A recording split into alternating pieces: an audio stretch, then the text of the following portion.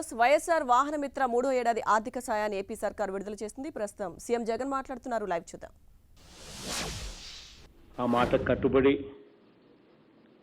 ఆ రోజు నా దగ్గరికి వచ్చిన ఇబ్బందులు పడుతూ గత ప్రభుత్వంలో బాధలు ఎక్కువైంది, పెనాల్టీస్ ఎక్కువ ఉన్నాయి, పెనాల్టీస్ కన్నా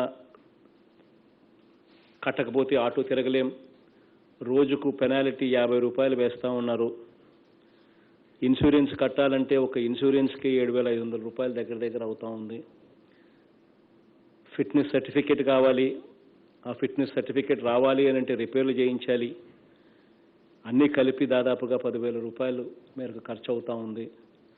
ఒకేసారి 10,000 రూపాయలు డబ్బులకు పెట్టి కట్టాలి అని అంటే అప్పు తీసుకురావడం తప్పు నుంచి వేరే గత్యంతరం లేని పరిస్థితి మాకు అని చెప్పిన మాటల దృష్ట్యా ఆ రోజు ఏలూరు సభలో మాట ఇవ్వడం, మాట ఇచ్చిన తర్వాత వరుసగా 3వ ఏడాది ఈరోజు వారికి ఇచ్చిన మాట నిలబెట్టుకుంటూ వైఎస్ఆర్ వాహన మిత్ర సహాయాన్ని ఈరోజు నేరుగా బటన్ నొక్కి ఈ కార్యక్రమం అయిపోయిన వెంటనే నేరుగా వాళ్ళ అకౌంట్లలోకి డబ్బులు ట్రాన్స్ఫర్ చేయడం జరుగుతుంది.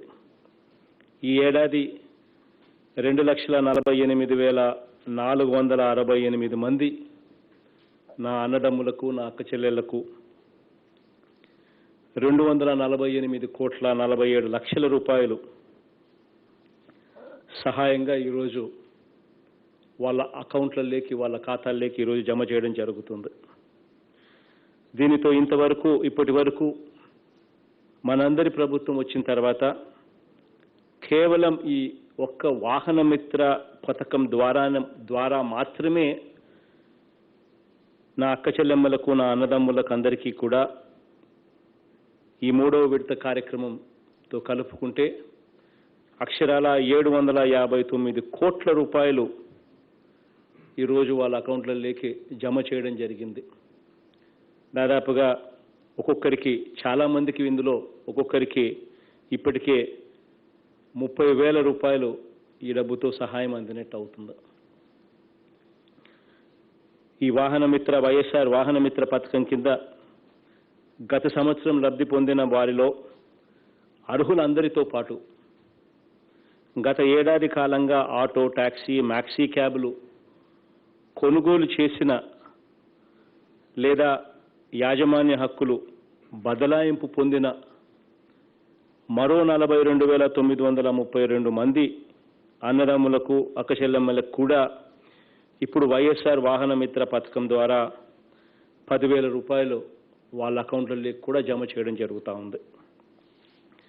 ఈరోజు ఈ వైఎస్ఆర్ వాహన మిత్ర అందుకుంటున్న వారిలో నిజంగా ఈ పథకం ఎంత మంచి చేస్తూ ఉంది అని చెప్పి ఒకసారి గమనించినట్లయితే ఇందులో దాదాపుగా 84% మంది, అంటే ఈ 2,48,468 మందిలో దాదాపుగా 84% ఇందులో నేరుగా ఎస్సీ, ఎస్టీ, బీసీ, మైనారిటీ వర్గాల, పేద వర్గాలకు సంబంధించిన వాళ్ళే. దాదాపుగా 84%. నిజంగా బ్రతుకులు మన కళ్ళ ఎదుటనే మార్చే అవకాశం దేవుడు ఇచ్చినందుకు నిజంగా ఎంతో సంతోషంగా ఉంది. ఈరోజు నా అన్నదమ్ములతోనూ, నా అక్క చెల్లెమ్మలతోనూ ఈ సంతోషాన్ని పాలుపంచుకోవడం రాష్ట్ర చరిత్రలోనే కాదు, దేశ చరిత్రలో కూడా ఇలా ఆటోలు, టాక్సీలు నడిపే అన్నదమ్ములకు, అక్క చెల్లెమ్మలకు వీళ్ళ గురించి ఆలోచన చేసి వీళ్ళకి ఏదైనా మంచి చేయాలి అని చెప్పి చేసిన ప్రభుత్వాలు ఎక్కడా లేవు దేశంలో. ఒక్క మన రాష్ట్రంలోనే ఇది జరుగుతూ ఉందని చెప్పి సగర్వంగా ఈ సందర్భంగా ప్రతి అన్నకు తమ్ముడిగా, ప్రతి తమ్ముడికి అన్నగా, ప్రతి అక్కకు తమ్ముడిగా, ప్రతి చెల్లెమ్మకు అన్నగా ఈ సందర్భంగా గర్వంగా కూడా తెలియజేస్తా ఉన్నాను. ఈరోజు మనం ఇచ్చే ఈ కార్యక్రమం ద్వారా ఈ 10,000 రూపాయలు ఏదైతే మనం ఆటో అన్నదమ్ములు, ఆటో అక్క చెల్లెమ్మల చేతుల్లో ఏదైతే పెడతా ఉన్నామో ఇది వాళ్ళకు మాత్రమే మేలు చేస్తూ ఉన్నాము అని కూడా అనుకోకూడదు. ఎందుకనంటే ఈ డబ్బు ఇచ్చే కార్యక్రమం ఏదైతే జరుగుతూ ఉందో, ఈ వాహనంలో ప్రయాణించే వారి భద్రతకు కూడా ఇది భరోసాగా ఉంటుంది ఈ సొమ్ము. ఎందుకనంటే ఈ వాహనాలకు వాహన బీమాతో పాటు, ఫిట్నెస్ సర్టిఫికెట్తో పాటు రిపేర్లు తదితర అవసరాల కోసం ఈ సొమ్ము ఇస్తూ ఉన్నాం. దీనివల్ల ఇన్సూరెన్స్ చేయించుకుంటారు, దీనివల్ల బండ్లు రిపేర్లు చేయించుకుంటారు, దీనివల్ల ఫిట్నెస్ సర్టిఫికెట్ కూడా పొందుతారు. ఇవన్నీ కూడా అందుబాటులోకి వస్తే ఒక ఆటో డ్రైవర్లే కాకుండా ఆటోలు తోలే నా అన్నదమ్ములు, నా అక్క చెల్లెమ్మలే కాకుండా ఆ ఆటోలలో ప్రయాణం చేసే ప్రయాణికులకు కూడా ఎంతో మంచి జరుగుతుంది దీనివల్ల. ఇలా అన్ని అనుమతులు ఉండేలా, చలాన్లు కట్టాల్సిన పరిస్థితి కూడా రాకుండా ఉండాలని వీరికి ఈ సొమ్మును అందిస్తూ ఉన్నాం. నిజంగా ఈ డబ్బులు ఒకేసారి కట్టుకోలేని పరిస్థితిలో ఒకేసారి ఇన్సూరెన్స్కు దాదాపుగా 7,000 చిల్లర అవుతూ ఉంది, రిపేర్లకు ఇంత అవుతుంది, ఫిట్నెస్ సర్టిఫికెట్కు ఇంత అవుతుంది అని చెప్పి రకరకాలుగా బాధపడుతూ 10,000 రూపాయలు ఒకేసారి తెచ్చుకోలేని పరిస్థితిలో ఉన్న అన్నదమ్ములందరికీ కూడా, అక్కచెల్లెములందరికీ కూడా ఈ సొమ్ము ఎంతగానో ఉపయోగపడుతుంది. ఇక్కడే మరో ముఖ్యమైన విషయం కూడా చెప్పాల్సిన అవసరం కూడా ఉంది. ఎందుకనంటే మంచి చేసే చెట్టు మీదనే రాళ్ళు పడతాయి, లేకపోతే పండ్లు పండే చెట్టు మీదనే రాళ్ళు పడతాయి అని ఒక సామెత ఉంది. అలాగా మంచి చేసే మనుషుల మీదనే విమర్శలు కూడా అడ్డగోలుగా చేసే పరిస్థితి కూడా మన రాష్ట్రంలో ఈరోజు కనిపిస్తూ ఉంది. కాబట్టి ఈరోజు ఈ విషయాలు కూడా చెప్పాల్సిన పరిస్థితి వస్తూ ఉంది. గత ప్రభుత్వంలో ఆటో డ్రైవర్లకు పన్నుల రూపంలో, చలాన రూపంలో ఎంత తీవ్రంగా వడ్డించేవాళ్ళు అనంటే, గత ప్రభుత్వంలో ఆటో రిక్షా నడుపుకుంటున్న డ్రైవర్ల నుంచి చలాన రూపం కానివ్వండి, లేకపోతే కంపౌండెడ్ ఫీస్ అపాన్ ఎన్ఫోర్స్మెంట్ కానివ్వండి, ఒకసారి గమనించినట్లయితే compounded fees and tax collected from auto rickshaws on enforcement. ఒకసారి గమనించినట్లయితే 2015-16లో ట్యాక్సులు, పెనాల్టీసు రెండు కలుపుకుతే ట్యాక్స్ కట్టనందువల్ల penalties, compounding fees and tax collected from auto rickshaws on enforcement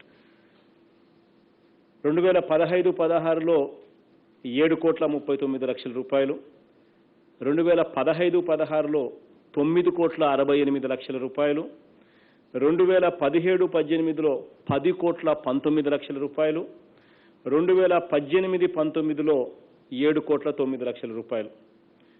ఇదే పరిస్థితిని మన ప్రభుత్వం వచ్చిన తర్వాత పరిస్థితి ఏమిటి అని చెప్పి ఒకసారి గమనించినట్లయితే 2019-20 మన ప్రభుత్వం వచ్చిన తర్వాత కేవలం ఈ compounding fees and tax collected from auto rickshaws and enforcement ఎంత అంటే కేవలం 68,44,000 రూపాయలు మాత్రమే 2019-20లో. అదే 2020-21కి వచ్చేసరికి కేవలం 35 లక్షల రూపాయలు మాత్రమే. అంటే ఎక్కడా కూడా దౌర్జన్యం లేదు, ఎక్కడా కూడా జులుం లేదు, ఎక్కడా కూడా ఆక్రందన లేదు. ఇలా మానవత్వంతో ప్రతి అన్నకు, ప్రతి తమ్ముడికి, ప్రతి అక్కకు, ప్రతి చెల్లెమ్మకు తోడుగా ఉండే కార్యక్రమం మన ప్రభుత్వం చేస్తూ ఉంటే దీన్ని జీర్ణించుకోలేక మొన్న ఈ మధ్య కాలంలోనే తెలుగుదేశం పార్టీ వాళ్ళు మన ప్రభుత్వం వచ్చిన తర్వాత చేసిన మనం 95% హామీలు అమలు చేశాము అని అంటే వాళ్ళు 95 మనం చేసిన 95 అన్యాయాలని చెప్పి ప్రచురణ చేశారు. అందులో ఒకటి ఇది.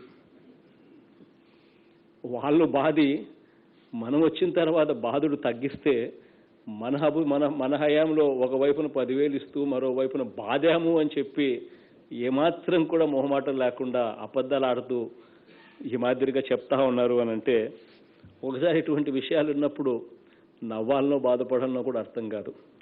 కానీ జరుగుతూ ఉన్న విషయాలన్నీ కూడా మీకు ఈ సందర్భంగా తెలిసి ఉండాలి కాబట్టి ఈరోజు ఈ కార్యక్రమాలన్నీ కూడా చేస్తూ ఉన్నాం. ఈరోజు 2,48,000 మంది ఎవరైతే అర్హులను ఏదైతే మనం ఈ సహాయం అందిస్తున్నామో చాలా ట్రాన్స్పరెంట్గా ఎక్కడా కూడా ఎలాంటి కరప్షన్ లేకుండా, ఎక్కడా కూడా ఎలాంటి వివక్షకు కూడా తావు లేకుండా చాలా అంటే చాలా ట్రాన్స్పరెంట్గా ఈ కార్యక్రమాన్ని జరిగించడం జరిగింది. లిస్టులన్నీ కూడా గ్రామ సచివాలయాలలో డిస్ప్లే చేయడం జరిగింది. ఎక్కడైనా ఎవరికైనా అర్హత ఉండి పొరపాటున ఎక్కడైనా కూడా ఎవరికైనా అర్హత ఉండి కూడా ఈ పథకం ద్వారా లబ్ధి జరగకపోతే మాత్రం ఎవరు కూడా ఈ రోజుకి కూడా ఆందోళన పడాల్సిన పని లేదు. ఇది మీ అన్న ప్రభుత్వం, ఇది మీ తమ్ముడు ప్రభుత్వం. ఇది ఖచ్చితంగా మీరు గుర్తుపెట్టుకోండి. ఈ ప్రభుత్వంలో ఎవరికైనా మిస్ అయిపోతే, ఎవరికైనా రాకుండా పోతే ఎలా ఇవ్వాలి అని ఆలోచన చేసే ప్రభుత్వమే తప్ప ఎలా ఎగరగొట్టాలి అని ఆలోచన చేసే ప్రభుత్వం ఇది కానే కాదు అని చెప్పి ఈ సందర్భంగా ప్రతి అన్నకు ప్రతి తమ్ముడికి నేను తెలియజేస్తా ఉన్నా. ఏ రకంగా అయితే ఎంతో ట్రాన్స్పరెంట్గా సోషల్ ఆడిట్లో గ్రామ సచివాలయాలలో డిస్ప్లే చేసి అర్హత కలిగిన ప్రతి ఒక్కరికి ఏ మాదిరిగా అయితే సహాయం చేశామో అదే మాదిరిగా ఇప్పటికీ కూడా ఎవరికైనా పొరపాటున కూడా మిగిలిపోయి ఉంటే మాత్రం వాళ్ళు ఏమాత్రం కూడా ఆందోళన చెందాల్సిన పని లేదు. ఇంకొక నెల పాటు కూడా టైం ఇస్తాను. గ్రామ సచివాలయాల్లోకి మీరు వెళ్ళండి, వెళ్ళి మీరు అర్హులై ఉంటే అప్లికేషన్ పెట్టండి, వాలంటీర్ల సహాయ సహకారాలు తీసుకోండి. వాళ్ళందరూ కూడా మీకు తోడుగా ఉండి మీరు అర్హులై ఉంటే ఈ నెల రోజుల పాటు గడువిస్తా, పెట్టిన తర్వాత మళ్ళీ మీ అందరికీ కూడా ఈ సహాయం అందేట్టుగా కూడా ఖచ్చితంగా చేస్తానని చెప్పి కూడా ఈ సందర్భంగా తెలియజేస్తా ఉన్నా. కాబట్టి ఎక్కడైనా ఎవరైనా మిగిలిపోతే మీరు మీ వార్డు గ్రామ సచివాలయానికి వెళ్ళి పథకంలో అర్హతల గురించి తెలుసుకొని అర్హులైతే దరఖాస్తు కూడా చేసుకోండి. వాలంటీర్లు సచివాలయ ఉద్యోగులు మీకు పూర్తిగా అన్ని రకాలుగా కూడా సహకారాలు అందిస్తారు. అర్హత ఉంటే తప్పనిసరిగా ఈ పథకం వర్తింప చేస్తామని చెప్పి కూడా ఈ సందర్భంగా చెప్తా ఉన్నా. ఒక నెల రోజుల పాటు టైం కూడా ఇస్తా ఉన్నా. మీకేమైనా సందేహాలు ఉంటే కూడా ఈరోజు పేపర్లలో అడ్వర్టైజ్మెంట్ కూడా ఇచ్చినాం. మరొక్కసారి నేను కూడా తెలియజేస్తా ఉన్నాను. ఏమైనా సందేహాలు ఉంటే 9154294326 ఈ నెంబర్కు ఫోన్ చేసి కనుక్కోవచ్చు. లేదా 1902 అన్న నెంబర్ అయినా కూడా మీ అందరికీ కూడా అందుబాటులో ఉంది. ఈ నెంబర్కు ఫోన్ చేసినా కూడా ఎటువంటి సందేహాలు ఉన్నా, ఎటువంటి డౌట్స్ ఉన్నా కూడా, ఏమున్నా కూడా మీరు ఈ నెంబర్కు ఫోన్ చేసి తెలుసుకోవచ్చు, ఫిర్యాదు కూడా చేయొచ్చు.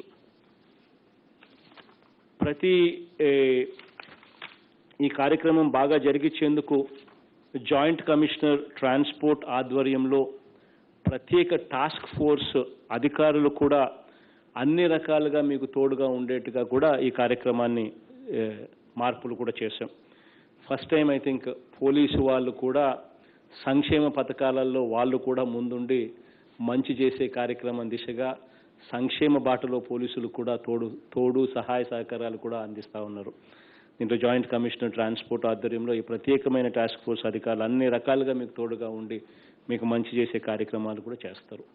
చివరిగా ఒక్క మాట చెప్తున్నాను. తప్పనిసరిగా అందరూ కూడా ట్రాఫిక్ నిబంధనలు పాటించండి అని చెప్పి అందరితో కూడా సవినయంగా రిక్వెస్ట్ చేస్తా ఉన్నా. ఆటోలు కానీ, ట్యాక్సీలు కానీ ఇవన్నీ కూడా ఇప్పుడు ఇచ్చే ఈ సహాయంతో అన్నీ కూడా కండిషన్లో మీ వెహికల్స్ అన్నీ కూడా పెట్టుకోమని చెప్పి కూడా మీ అందరితో కూడా రిక్వెస్ట్ చేస్తా ఉన్నాను. మరో రిక్వెస్ట్ కూడా మీ అందరితో కూడా చేస్తా ఉన్నాను. ఏ ఒక్కరూ కూడా దయచేసి మద్యం సేవించి వాహనం నడపవద్దు అని చెప్పి కూడా మీ అన్నగా, మీ తమ్ముడిగా మీ అందరితో కూడా మరొక్కసారి మళ్ళీ ఇది కూడా రిక్వెస్ట్ కూడా చేస్తా ఉన్నాను. మీ కుటుంబాలు బాగుండాలని, మీ వాహనాల్లో ప్రయాణించే ప్రయాణికులు కూడా బాగుండాలని, దేవుడి దయ, ప్రజలందరి దీవెనలతో మనందరి ప్రభుత్వం, మనందరి రాష్ట్రం కూడా బాగుండాలని కోరుకుంటూ సెలవు తీసుకుంటా ఉన్నాను. ఈ కార్యక్రమం ముందుకు తీసుకొని పోదాం. విశాఖపట్నం కలెక్టర్ గారు, విశాఖపట్నం మీ కలెక్టరేట్లో మా ఆటో కార్మికులు ఎవరైనా ఉంటే ఒకసారి మాట్లాడిస్తారేమో. Vinay please go ahead. Sir నమస్కారం సార్. వైఎస్ఆర్ వాహన మిత్ర పథకం